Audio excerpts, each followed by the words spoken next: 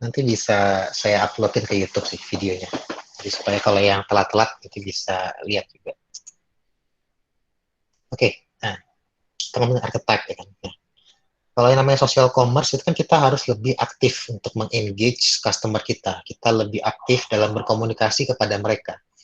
Nah, muncul sering pertanyaan ini kan. Kalau saya di agency ini kan, selalu muncul pertanyaan bagi orang-orang terutama yang dari bisnis yang tadinya offline, tiba-tiba dia pengen beralih ke digital karena merasa bahwa digital itu menggiurkan, selalu bertanya gitu kan, gimana sih cara paling efektif untuk berkomunikasi sama orang-orang di platform digital. Nah, ini selalu kita berikan penjelasan tentang archetype ini. Kenapa? Karena yang namanya dunia digital gitu kan, yang namanya platform digital itu adalah dunia di mana ya semua informasi itu kayak overload gitu kan. Kita semua hadir di media sosial, kita ditembakkan oleh miliaran informasi yang semuanya bersaing untuk mendapatkan perhatian kita. Dan semua pengen diperhatiin gitu kan. Semua pengen mendapatkan perhatian kita, semua pengen mereka orang-orang beli dagangan mereka gitu kan. Tapi kan nggak segampang itu ya kan. Sebagai audiens, sebagai konsumen di era information overload seperti ini, itu adalah kita menjadi semakin bingung gitu kan. Dalam artian kita nggak tahu apa preferensinya kita maunya apa, dan kita pengennya apa. Itu kadang-kadang kita bingung gitu kan. Dan lebih seringnya adalah dalam hal memilih sebuah barang, ini kalau menurut riset jurnal yang saya juga share di Google Classroom, nanti bisa dibaca, itu adalah bahwa sekarang ini ternyata yang namanya masyarakat secara umum ya, nggak semuanya dalam arti masing-masing, tapi secara umum, itu dalam hal memilih sebuah barang, dalam memilih barang dibandingkan produk A dibandingkan produk B, itu cenderung tidak lagi berdasarkan motif yang rasional atau motif sadar. Jadi bukan soal mana yang lebih menguntungkan dari segi value, tapi lebih ke hal-hal lain gitu, hal-hal yang kadang-kadang kita nggak paham gitu kan. Kenapa kok orang suka beli barang yang kayak padahal lebih mahal gitu kan sebenarnya kan, lebih mahal dan juga mungkin fiturnya nggak terlalu banyak, tapi kok disukai orang-orang. Contoh kasus paling jelas kan iPhone ya kan. Kalau misalnya kalian sering gitu kan dengerin review-review gadget misalnya di YouTube atau di internet dan sebagainya, orang-orang selalu bilang kan bahwa Apple itu overpriced ya kan? Orang kan bilang bahwa Apple itu produknya dia fiturnya nggak sebagus Xiaomi bahkan kadang-kadang dari segi itu ya, apa value for money. Jadi kayak apa yang kita dapat di Apple dengan harga 8 juta sampai 13 juta, itu bisa kita dapat dengan merek-merek Android lain dengan harga 4 juta misalnya. Tapi tetap orang tetap milihnya iPhone gitu kan. Orang tetap milih yang justru yang mahal, yang fiturnya nggak sebanyak gadget-gadget lain yang lebih murah dan mungkin lebih banyak rich dari segi fitur. Jadi ada hal aneh gitu kan di situ. Ada hal yang membuat orang memilih Apple dibandingkan produk lainnya. Dan ini berkaitan dengan diskusi soal archetype ini, bahwa di sini kita lihat Apple itu memanfaatkan sebuah personality, sebuah nilai yang terembed, dia tertanam di dalam produknya dia, yang membuat orang-orang jadi aspirasi gitu. Mereka pengen punya iPhone karena ada value yang lain di dalam Apple di situ.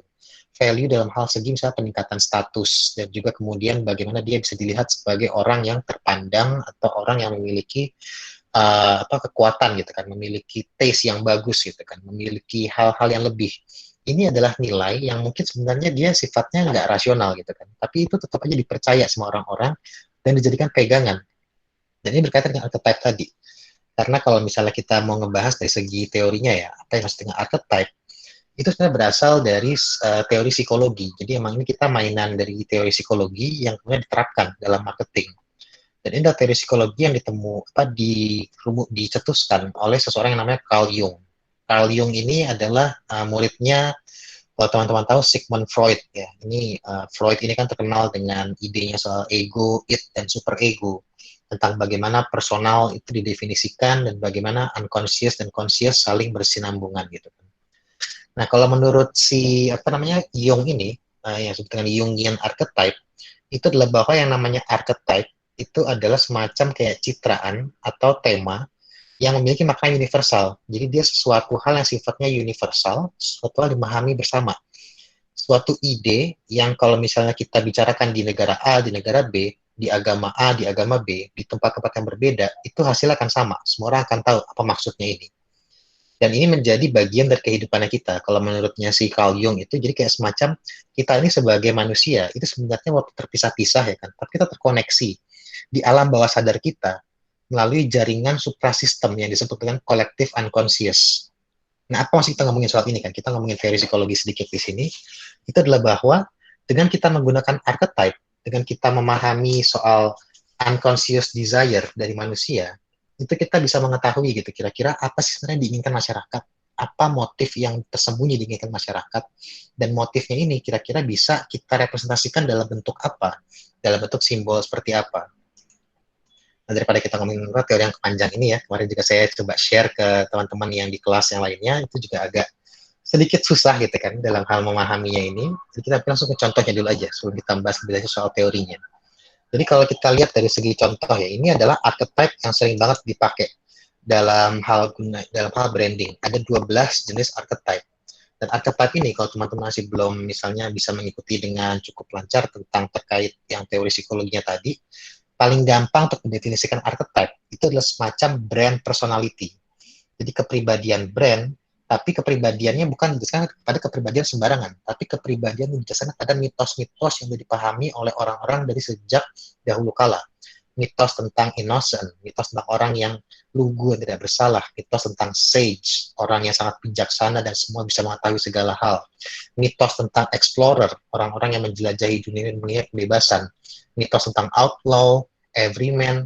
Ini adalah mitos-mitos yang kita udah kenal gitu kan. Kita lihat ini di film-film. Kalau misalnya kayak film Hollywood ya kan, kita pasti mengenal mitos tentang hero dan juga evil ya kan. Hero adalah orang yang selalu benar gitu kan. Hero itu adalah orang yang kayak dia dibesarkan di lingkungan yang susah gitu kan. Kemudian dia bisa mengangkat dirinya dari lingkungan yang sangat berat ini, dan kemudian dia mengatasi segala rintangan, menjadi lebih kuat, dan kemudian memenangkan sebuah pertarungan. Ini adalah mitos ya kan. Kita semua tahu soal apa yang maksud dengan hero. Kalau kita bicara soal pahlawan, kita memiliki gambaran gitu kan. Orang yang sosok yang gagah, sosok yang berani, sosok yang maskulin bahkan mungkin, sosok yang sangat kuat, bisa mengalahkan setiap musuh-musuhnya. Dan ini yang kita ini adalah semacam kayak kepribadian yang diketahui orang-orang, dan yang dilakukan oleh brand-brand pada dasarnya ketika mereka membuat bagaimana konsistensi dalam hal kepribadian mereka ketika mereka berkomunikasi di dunia digital adalah mengemulasikan kepribadian-kepribadian tadi, mengemulasikan mitos-mitos tadi dan merepresentasikannya dalam simbol-simbol, logo, atau slogan, atau bahkan bagaimana cara mereka berkomunikasi dengan konsumen-konsumennya. Jadi kita akan langsung masuk ke contoh di sini ya.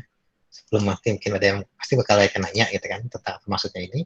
Jadi pertama kita ada yang namanya archetype disebut dengan innocent. Innocent itu kan adalah orang yang lugu gitu kan. Dia selalu optimis, selalu happy, dan juga selalu merasa kayak bebas gitu kan. Dia simple lah gitu kan. Kita kalau ngomong sama orang yang innocent, dia akan bilang apa adanya gitu kan. Dia akan mengatakan semua hal yang kita inginkan. Nah, contoh brand yang menggunakan archetype the innocent itu adalah seperti Dove dan juga Coca-Cola. Biasanya emang kalau brand yang menggunakan archetype innocent itu adalah mereka yang menggunakan logo-logo seperti ini, sangat mengalir, simple, nggak ada yang tutup-tutupin. Jadi mereka akan kesannya terbuka, belak-belakan apa adanya. Dan cara mereka berkomunikasi di digital pun juga kurang lebih sama. Mereka akan berkomunikasi selayaknya orang yang innocent gitu kan, selayaknya orang yang sangat optimis. Pokoknya apapun ada masalah gitu kan, nggak apa-apa gitu kan. Gue ada untuk kalian gitu kan, nggak perlu khawatir, everything will be fine. Coca-Cola, Dove ini akan menggunakan model-model komunikasi yang seperti itu. Dan itu mereka teruskan. Contoh lagi, kita ada archetype disebut dengan explorer. Jadi buat teman-teman yang mungkin ngerokok gitu kan, pasti paham ini kan, apa yang maksud dengan explorer. Karena hampir semua iklan rokok, itu semua tentang petualangan. Ya kan?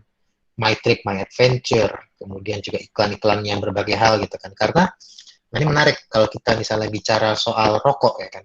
Karena mereka kan ada tergencet sama peraturan. Mereka nggak bisa menampilkan produknya mereka di sebuah iklan. Jadi artinya ketika sebuah perusahaan rokok pengen mengiklankan produknya di media, di televisi atau di digital sekalipun, mereka nggak bisa ngasih lihat gambar orang yang lagi merokok. Jadinya apa? Mereka untuk semua komunikasinya mereka, semua periklanan mereka pasti harus menggunakan hal yang sifatnya abstrak. Hal-hal yang tadi, hal-hal yang sifatnya sebuah desire atau juga image yang kayak kesannya akan bisa direlate sama konsumen mereka. Jadi artinya kalau misalnya kayak rokok yang menggunakan brand archetype explorer, mereka akan bilang bahwa ini adalah produk yang akan memuaskan dahaga Anda akan kebebasan. Ini adalah produk yang akan memberikan Anda kesempatan untuk bisa berkeliling dunia gitu kan, menikmati kebebasan yang begitu luas dan memberikan kehidupan yang lebih fulfilling. untuk mengexperience segala hal yang belum terexperience. Ini kan kayak kesannya janji-janji dan ide-ide ditanamkan pada orang-orang bahwa artinya kalau saya merokok dengan brand seperti ini, saya akan seperti terasosiasi dengan value explorer ini. Dan saya emang orangnya explorer. Saya nggak suka untuk kayak di pandemi gini terkurung di dalam rumah terus-menerus. Saya sukanya pengen keluar gitu kan, pengen bertualang, pengen melihat dunia ini. Dan dia orang yang punya value seperti itu, dia cenderung gitu kan, walaupun secara nggak sadar, itu akan lebih prefer kepada brand atau merek-merek atau produk yang bisa mengemulate perasaan seperti ini. Jadi contohnya juga yang selain rokok, itu adalah seperti Rinso. Nanti kita akan nanti bedakan antara Rinso dan juga Attack. Dua-duanya kan adalah merek deterjen ya kan. Nah, kalau Rinso ini dia menggunakan archetype explorer. Salah satu slogan dia yang paling terkenal itu adalah berani kotor itu baik, ya kan? Maksudnya apa berani kotor itu baik? Artinya adalah anak-anak itu silakan bereksplorasi, silakan bertualang, silakan main-main gitu kan. Bajunya kotor nggak masalah. Di sini ibu-ibu yang akan mendapatkan bantuan dari Rinso supaya bisa memungkinkan anak-anaknya bisa bertualang, supaya mereka bisa berkeliling dunia gitu kan, berkotor-kotor nggak apa-apa. Yang penting nanti ada yang ngebersihin. Dari sini Rinso. Ini contoh gitu kan, bagaimana Rinso kemudian membedakan dengan brand saingannya dia, yaitu Attack, yang menggunakan archetype hero. Jadi kalau hero itu dia desire-nya adalah tadi kita udah jelaskan sedikit mitos tentang hero, itu adalah orang yang menang gitu kan, orang yang punya kekuatan super, orang yang punya keberanian dan juga kemampuan untuk melakukan hal-hal yang nggak bisa dilakukan orang lain. Dan janjinya dia adalah kemenangan. Dia akan memberikan janji berupa kemenangan. Dan misalkan kayak seperti Attack gitu kan, deterjennya ini, dia menggunakan slogannya itu adalah mencuci dengan 1000 tangan. Ya. Jadi kayak seolah-olah diberikan super power gitu kan, ibu-ibu yang susah gitu kan, mau cuci baju capek gitu kan, nggak bisa banyak banget nih, kayak nggak habis-habis cuciannya gitu kan.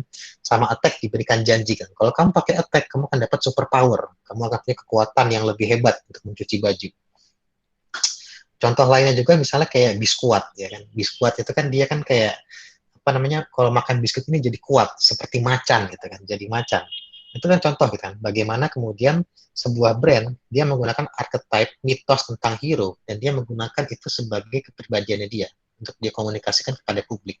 Dan jadinya publik bisa membedakan gitu kan, walaupun Attack dan Rinso ini sudah deterjen ya, produk yang sama, produk yang mungkin secara apa namanya barang dan juga bahan-bahannya untuk manfaatnya itu kurang lebih sama. Tapi bagaimana orang bisa memutuskan mana yang dia mau pilih? Apakah dia mau Attack, mana yang Rinso ya kan? Salah satu yang akan mempengaruhi mereka secara bawah sadar itu adalah apa narasi, archetype, atau kemudian kepribadian yang dimiliki oleh dua produknya ini. Kalau orang yang tadi sukanya adalah pengen anak yang bisa bertualang, dia akan ke arah Rinso. Karena dia terbeli kan sama janjinya Rinso bahwa kita akan menjanjikan anak Anda ini bisa bertualang. Tapi kalau orang tua yang kayak misalnya dia banyak banget kerjaan di rumah, dia pengen lebih punya waktu untuk bisa kerja-kerjaan yang lain, jadi supaya lebih cepat nyucinya, dia akan cenderung lebih percaya sama Attack. Dia akan cenderung lebih convince sama Attack, karena itu tadi. Janji yang ditawarkan oleh Attack, dia berdasarkan pada tadi, archetype tentang hero. Nah, selain juga hero, kan ada lagi yang lain, itu adalah seperti outlaw. Nah, outlaw itu adalah orang yang memberontak, kan. Dia pokoknya nggak percaya sama status quo, kayak macamnya aktivis-aktivis gitu kan, yang bilang bahwa pemerintah sekarang ini harus dilengsarkan gitu kan. Dia nggak puas gitu dengan status quo sekarang, dan dia pengen rebel, dia pengen memberontak, dan dia pengen hal-hal yang radikal. Dia pengen ada revolusi gitu kan, ada suatu hal yang baru. Dan walaupun misalnya yang namanya brand itu adalah korporat ya kan, dan semuanya kita tahu korporat is always for money, always for profit. Tapi ada beberapa perusahaan-perusahaan yang bisa menampilkan dirinya itu sebagai outlaw, sebagai pemberontak, dan sebagai pembawa revolusi, pembawa perubahan bagi pasar. Nah, contohnya yang paling terkenal, itu sebelum tahun 2000-an, itu adalah Apple. Jadi Apple itu ketika tahun 80-an ya kan, Apple itu salah satu kayak bagian kecil dari pasar komputer, karena hampir ketika tahun 80-an, 90-an, itu mayoritas pasar dikuasain sama yang namanya IBM. IBM itu yang sekarang apa namanya udah nggak bikin komputer lagi, tapi kalau teman-teman tahu ThinkPad ya kan, itu komputer yang dibikin Lenovo sekarang itu asli dari IBM, mereknya itu. Dan IBM ini begitu besar dan dia itu namanya International Business Machine ya kan, jadi kayak mesin banget lah, robot banget gitu kan, semuanya kaku. Kalau kalian lihat apa mesin-mesinnya ThinkPad itu kan benar-benar kayak industrial banget ya kan, kotak, hitam, nggak ada soul-nya, nggak ada jiwanya, nggak ada personality-nya. Benar-benar mesin untuk kerja kalau IBM ya kan. Tapi kan kalau Apple, dia melihatnya beda, bahwa komputer itu bukan cuma mesin untuk kita kerja, tapi dia juga adalah mesin untuk kita bisa berkarya, berkreasi, supaya kita bisa mendapatkan kebebasan dan gak lagi jadi kayak babu korporat. Apple kan juga dari awal udah kayak semangat startup seperti itu ya kan, dia beda lah dari semuanya.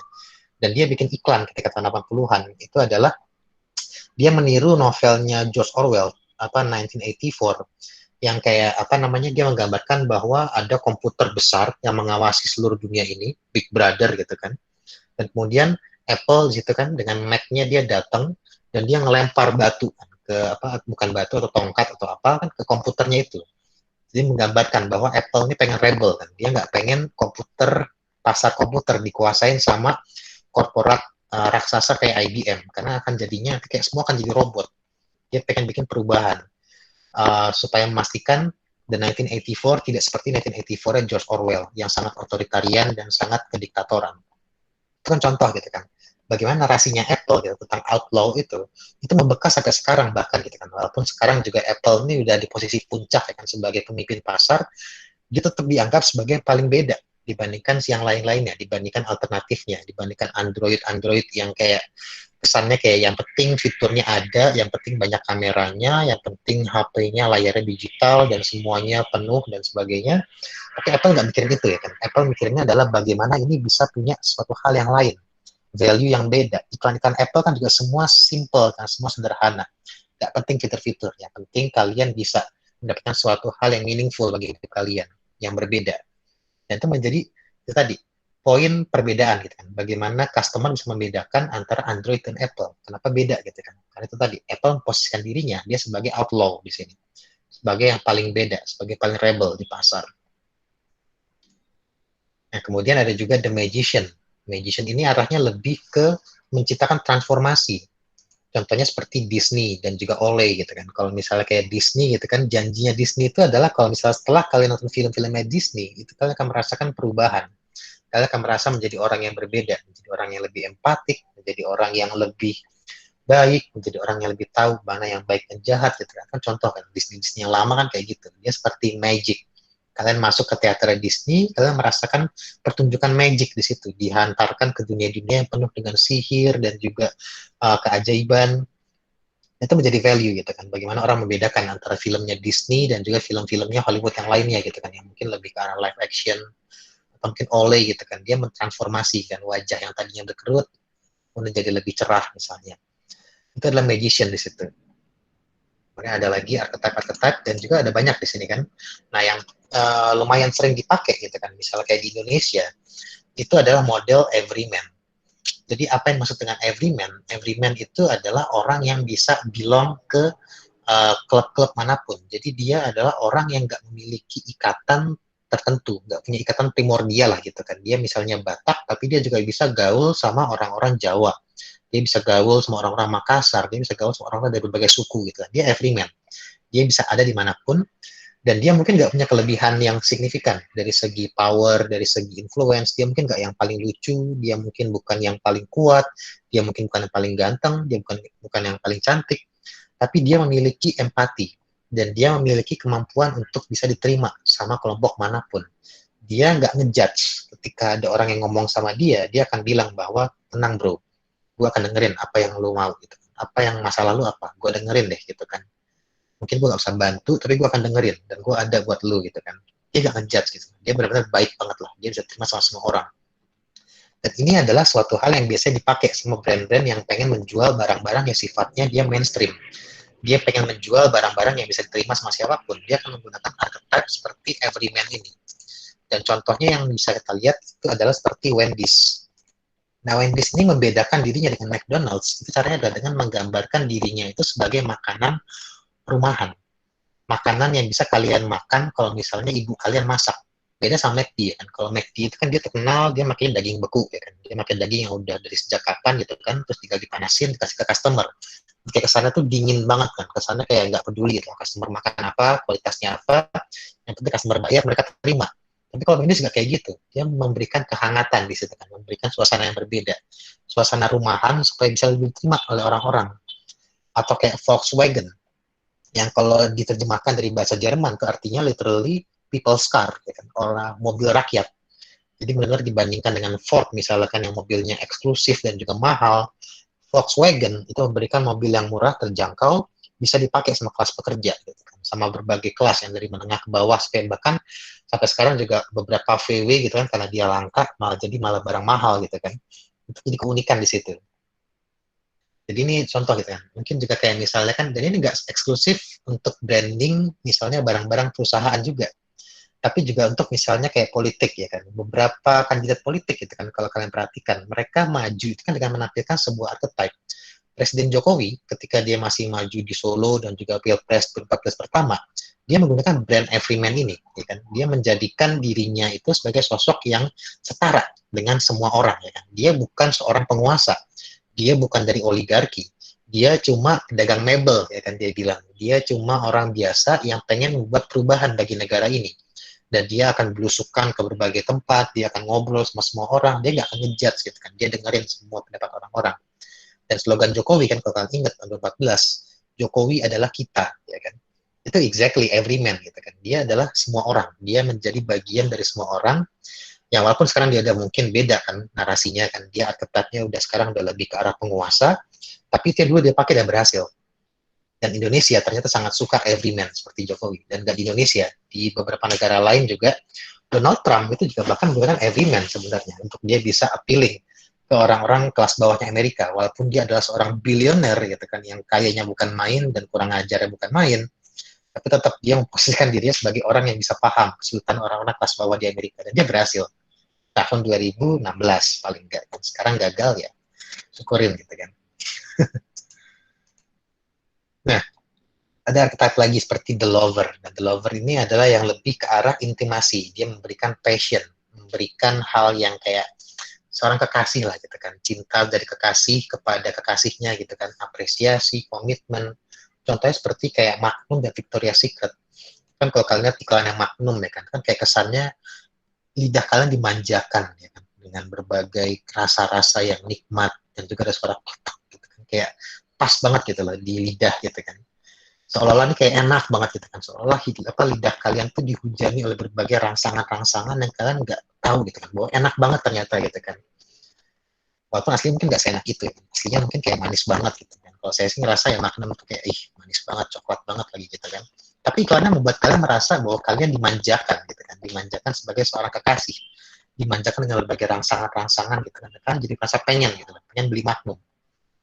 Dan itu bagaimana kan Magnum jadi sukses gitu kan. Ketika sebelumnya menggunakan iklan yang model seperti itu, yang kayak Belgian coklat yang dengan cewek-cewek yang seksi gitu, Magnum kan nggak ada yang beli gitu. Zaman dulu kan kayak biasa aja gitu. Dibandingkan Fizz, siapa gitu yang mau beli Magnum, mahal banget, coklatnya ketebelan gitu kan. Tapi ketika iklannya dibuat seperti itu ya kan, ternyata orang suka banget gitu kan. Orang suka dimanjain ya, seperti itu. Dan jadi sukses, jadi pembeda kan antara brand yang Magnum dengan brandnya es krim buas yang lain bahkan.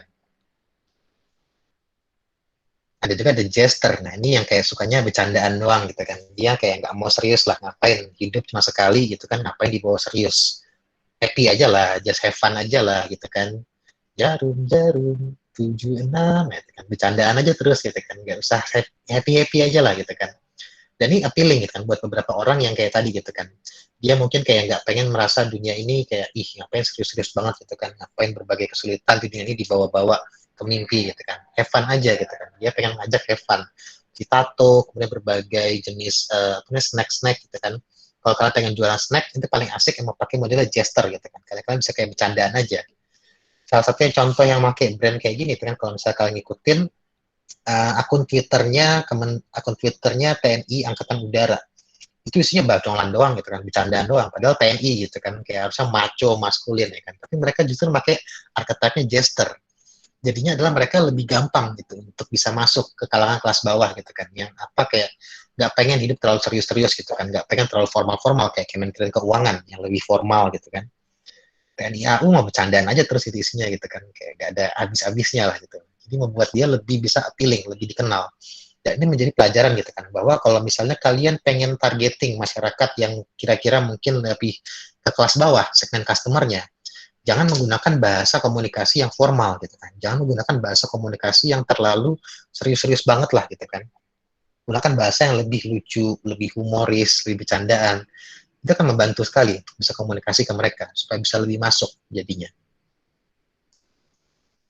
Nah, ada juga caregiver. Nah, kalau caregiver ini lebih kayak orang tua. Jadi kalau dibandingkan dengan lovers, ini sama-sama memberikan cinta dan kasih sayang. Gitu kan. Dia adalah brand yang mencintai Anda. Cuma bedanya adalah kalau archetype lovers itu adalah cinta seorang kekasih, ya kan? Cinta seorang pacar, cinta seorang pasangan suami istri. Nah, kalau caregiver itu lebih kayak cinta orang tua terhadap anak.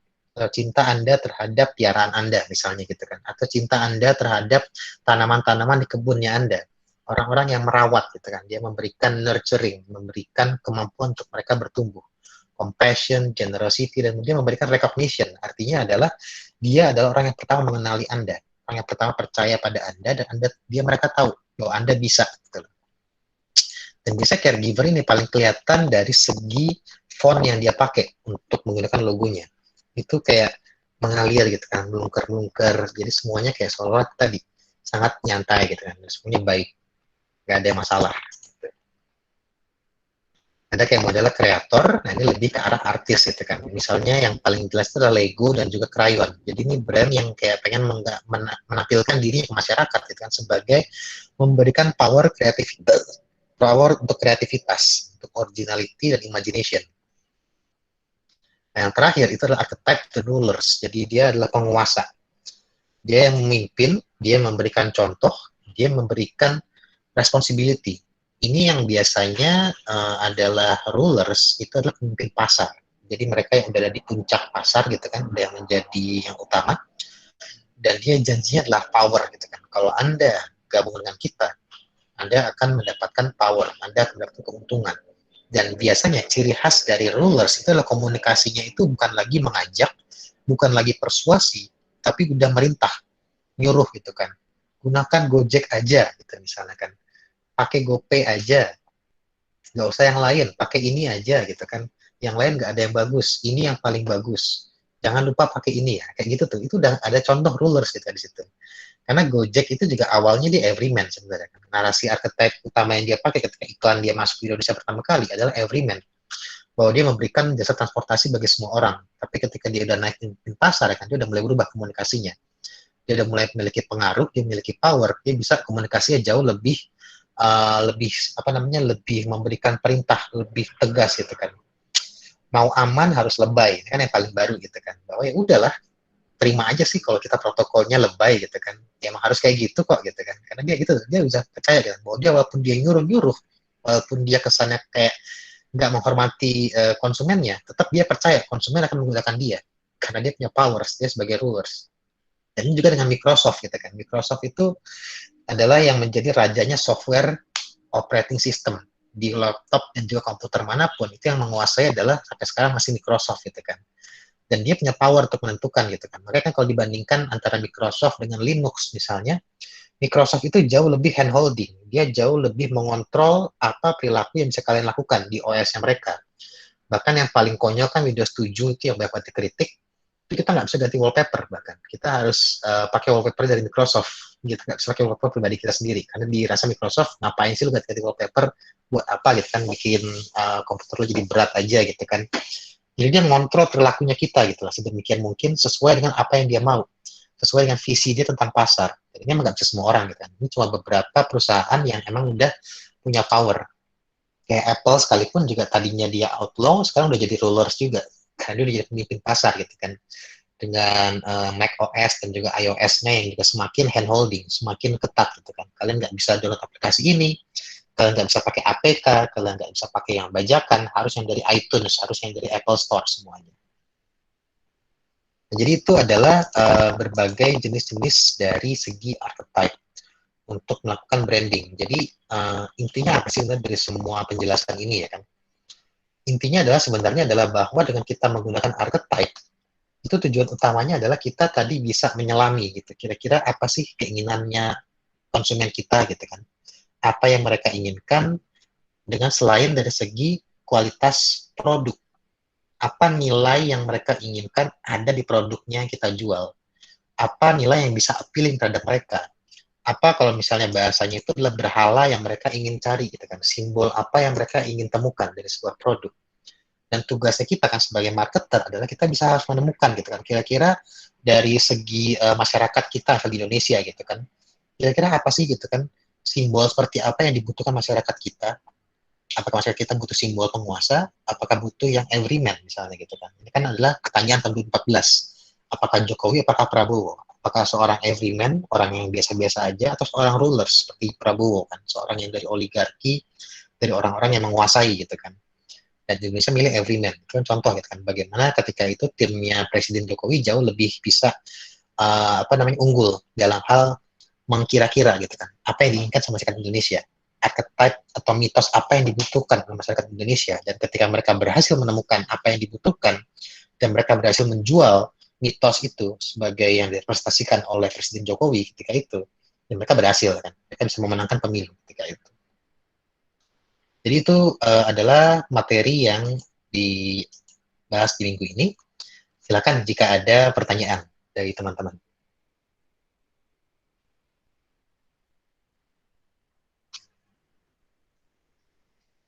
Apakah ada komentar, ada respon? Silakan.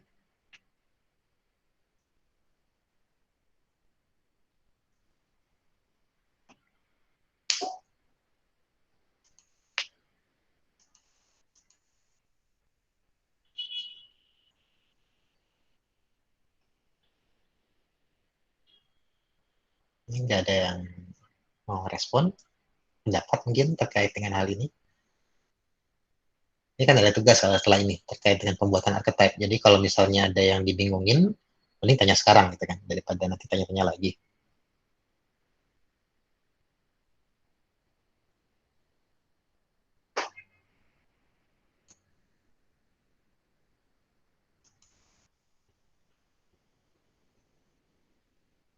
Nggak ada pertanyaan?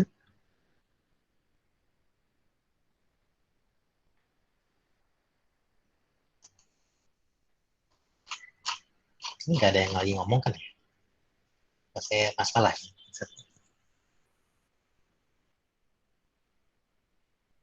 Ya, kalau misalnya nggak ada pertanyaan, langsung saya sampaikan tugasnya mungkin ya. Nanti juga bisa dibaca di Google Classroom, ada tugasnya. Jadi kan terkait dengan bisnis yang udah kalian bikin. Nah, kan ada dari beberapa teman-teman yang udah bikin logo ya kan. Nah, tapi yang saya minta untuk pada kali ini, kan sebenarnya kan saya waktu itu nggak minta bikin logo sih untuk tugas UTS, cuma untuk ide bisnisnya aja. Ini berkaitan dengan bagaimana kita bisa memasarkan produknya kita, gitu kan. Bagaimana kita bisa membuat rencana untuk branding. Jadi tugasnya untuk teman-teman, untuk yang minggu ini, itu adalah untuk membuat logo untuk perusahaannya, tapi dengan berbasis teori archetype. Ini kita diskusikan di minggu ini. Jadi teman-teman pilih gitu kan, dari 12 archetype tadi, kira-kira mana yang paling dianggap cocok gitu untuk produknya kalian. Kalau misalnya kalian berjualan donat gitu kan, supaya kalian donatnya bisa kelihatan beda dibandingkan dengan Jeko, dibandingkan dengan Dunkin Donuts. Kalian teliti dulu gitu kan. Kira-kira Jeko dan Dunkin Donuts itu menggunakan archetype-nya apa sih gitu kan. Dan gimana cara supaya saya beda, maka saya harus pilih archetype yang beda dari mereka. Supaya kelihatan kan, identitasnya saya beda. Kepribadian produk kalian itu beda. Nah, setelah bikin logonya ya kan, kemudian kalian harus diminta untuk bikin sebuah makalah yang panjangnya sekitar 1.000 kata lah gitu kan, untuk menjelaskan tadi pertama apa archetype yang kalian pilih ya kan, apa archetype yang ingin diemulasikan, yang ingin direpresentasikan oleh logo yang kalian bikin itu. Nah kemudian saya minta kalian menjelaskan bagaimana logikanya nih, bagaimana kalian bisa sampai pada keputusan untuk memilih archetype ini. Bagaimana caranya untuk memikirkannya itu kira-kira. Jadi apakah karena tadi kan misalnya karena Jeko udah menggunakan archetype-nya rulers, kemudian donat dan King Donat menggunakan archetype jester, maka saya produk saya donat saya menggunakan archetype-nya misalnya lovers gitu kan, yang lebih beda. Jadi akan menawarkan ide komunikasi dan juga iklan-iklan yang lebih beda narasinya. Kemudian juga tadi apa story yang kalian sampaikan di situ. Dengan menggunakan archetype lovers tadi misalnya kan, apa yang kalian sampaikan. Misalkan tadi karena donat, saya pengen menyampaikan bahwa donat saya ini akan meleleh di lidah dan memberikan rasa yang tidak bisa terbayangkan selama ini. Begitu indahnya donat ini, Anda akan pengen lagi donatnya, tidak akan merasa puas. Contoh gitu kan seperti itu. Dan terakhir, penjelasannya adalah kenapa kalian merasa archetype ini dan story-nya ini itu cocok buat audiensnya kalian. Jadi kalau misalkan targetnya remaja gitu kan, kenapa kalian merasa archetype lovers itu cocok misalnya buat remaja umur 17-18 tahun? Oh, karena remaja-remaja masih labil gitu kan, mereka pada nggak punya pacar gitu kan, masih pada jomblo semua, mereka pengen punya pacar dan pada pengennya lari ke BTS gitu kan, daripada mereka ke BTS, ini ke donatnya kita aja gitu misalnya. Kan contoh gitu kan, nggak harus seperti itu, tapi kurang lebih ada 4 poin yang perlu disampaikan di makalahnya. Jadi membuat archetype tadi, logonya apa, archetype-nya apa, ini dijelaskan sesuai dengan hal ini. Deadline-nya ini bukan Senin sih harusnya, sorry. Deadline-nya itu Rabu minggu depan. Jadi tanggal 25 November 2020. Jamnya jam sekarang ini, jadi sekitar jam 7 lah gitu kan deadline-nya. Nanti kalau sudah selesai bisa dikirimkan ke email gemabastari@gmail.com, subjeknya tugas archetype. Jadi kurang lebih demikian untuk tugasnya. Apakah ada yang mau ditanyakan untuk tugasnya? Atau materinya juga boleh, kalau masih ada yang bingung.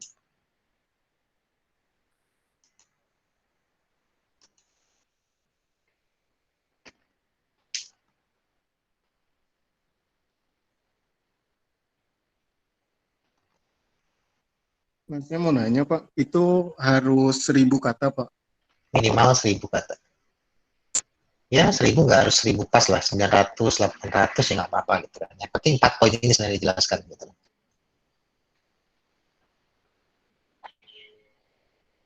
Intinya sih kalau dari saya nggak terlalu terpaku sama angkanya ya, tapi lebih kepada argumentasinya gitu. Apakah teman penyampaiannya terstruktur, apakah baik, apakah meyakinkan. Yang penting di situ sebenarnya. Tapi ya saya perkirakan kalau kalau kalian pengen bikin argumen yang meyakinkan, ya paling nggak 1.000 kata. Gitu. Tapi nggak untuk kemungkinan, bisa kurang, bisa lebih. Tapi ya jangan pendek-pendek banget maksudnya itu. Jangan cuma ya karena archetype ini bagus, misalnya gitu doang. Karena mantul, mantap betul gitu kan. Itu kan nggak menjelaskan gitu. Jangan kayak gitu maksudnya gitu loh. Pak, mau Baik, tanya baik Pak. untuk logo ini, harus nerusin dari yang tugas sebelumnya nggak sih Pak? Itu Prosesnya? silakan. Jadi kalau kalian merasa kalian yang apa namanya ide yang kemarin di UTS itu masih viable, masih visible untuk dikerjakan, silakan gitu kan. Kalau kalian masih suka sama idenya. Tapi kalau setelah kalian baca komentar saya dan kalian merasa wah idenya kayak kurang bagus nih perlu diubah, silakan juga. Jadi nggak perlu apa namanya ide yang sama, lebih gitu. Oh, oke, baik, terima kasih. Hmm. Karena poin utama yang saya harapkan itu adalah ya teman-teman memahami gitu kan, bagaimana menggunakan archetype branding dalam membuat marketing plan. Intinya di situ sebenarnya.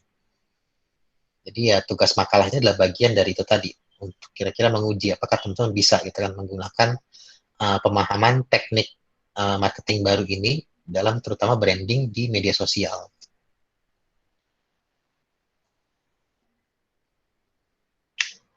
Gimana yang lainnya? Apakah ada yang mau ditanyakan lagi?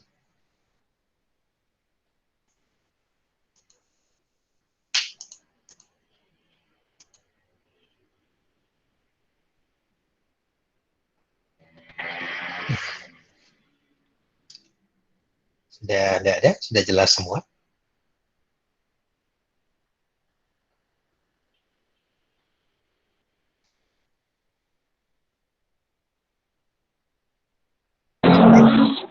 Tanya Pak, Ya, gimana? ini untuk tugasnya tugas kelompok Pak apa individu ya? Kelompok-kelompok, sama kayak kelompok UTS kemarin. Baik Pak. Berarti nanti untuk yang mengirimkan perwakilan saja Pak atau Ya, perwakilan aja. Sama kayak kemarin juga, kirim ke email. ya Pak, baiklah. Ya, oke.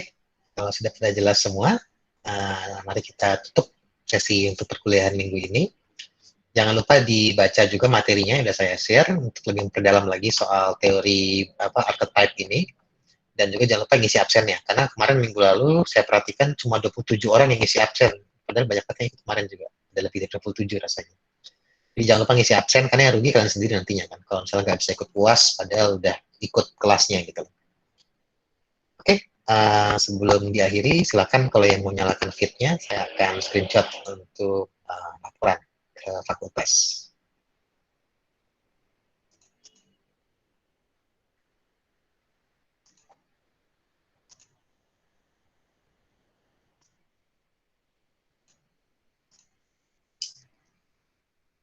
Oke, mantap, mantap.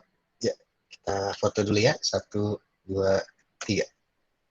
Baik, terima kasih banyak atas kehadiran teman-teman. Untuk minggu depan kita akan ketemu lagi.